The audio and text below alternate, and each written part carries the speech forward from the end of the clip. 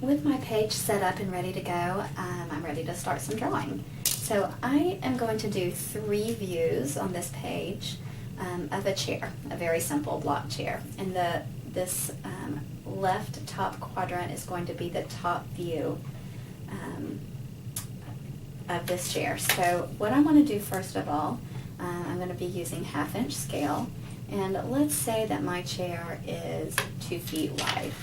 So now I want to mark a 2 foot width centered on my center point. So I'm going to have 0 to the left, the 1 foot mark is lined up with the center, and then I'm going to mark the 2 foot dimension to the right. And then using light construction lines, meaning I'm constructing a drawing, I'm going to go ahead and just draw lines of whatever length through those measurement points.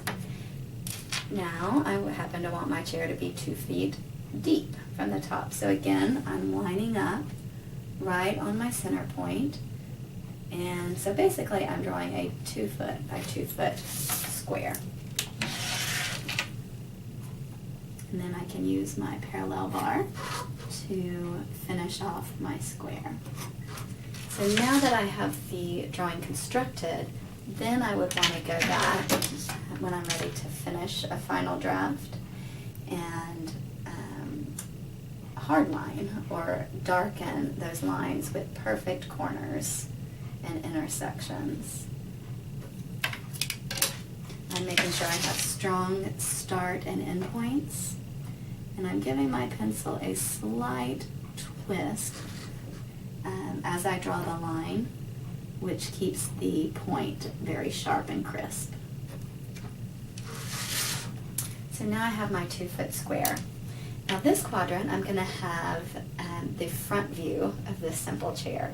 And looking at the front of the chair, it is also 2 feet wide. So I don't have to measure that again. I can simply project the width from the top down to the bottom. The height of my chair is 3 feet, and the seat is 1.5 feet.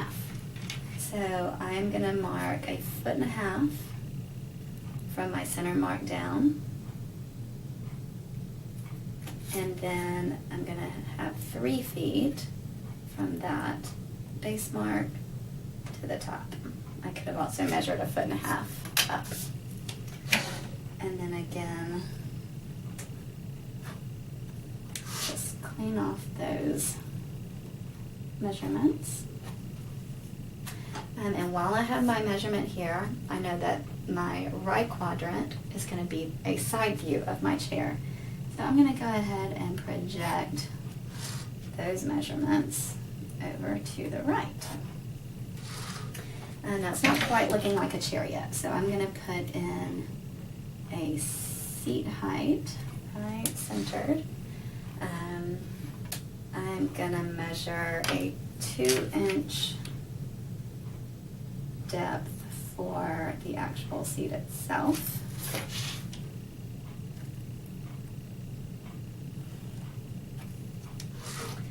And maybe I'll use 3 inches for the legs of the chair. So I've measured all of those. I'm simply going back in and adding in my lines that I need. So now I have the 2 legs of the chair, the seat, and the back. Now to finish off my side view, the depth of my chair, as I remember from up here, is also 2 feet. So I will measure and mark this. Centered, of course.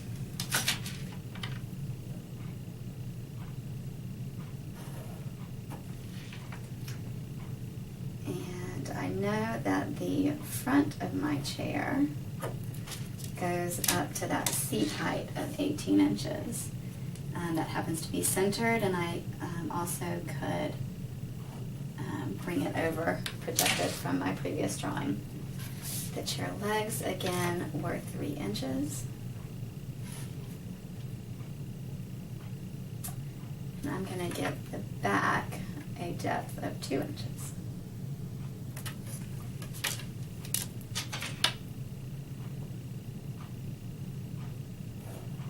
I forgot to do my seat depth or height. That in.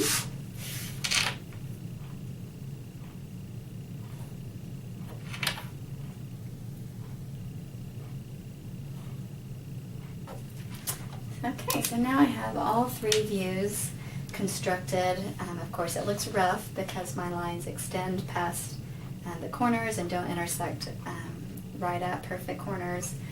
So I'm going to now just need to go back over it. I could place another piece of paper, sheet of vellum on top of this if I wanted a nice clean draft without the construction lines. But for the most part, the work or the drawing is complete. I'm just finishing it up here, cleaning up those corners again.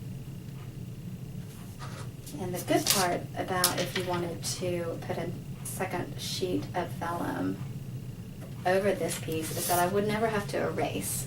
This sheet of paper was just constructing my views, and then my final draft I would carefully reproduce, copying only the lines I need and not copying any line that I would not need. So it's a very efficient and quick way to draft, and it looks, of course, very neat and legible, ready for someone to construct.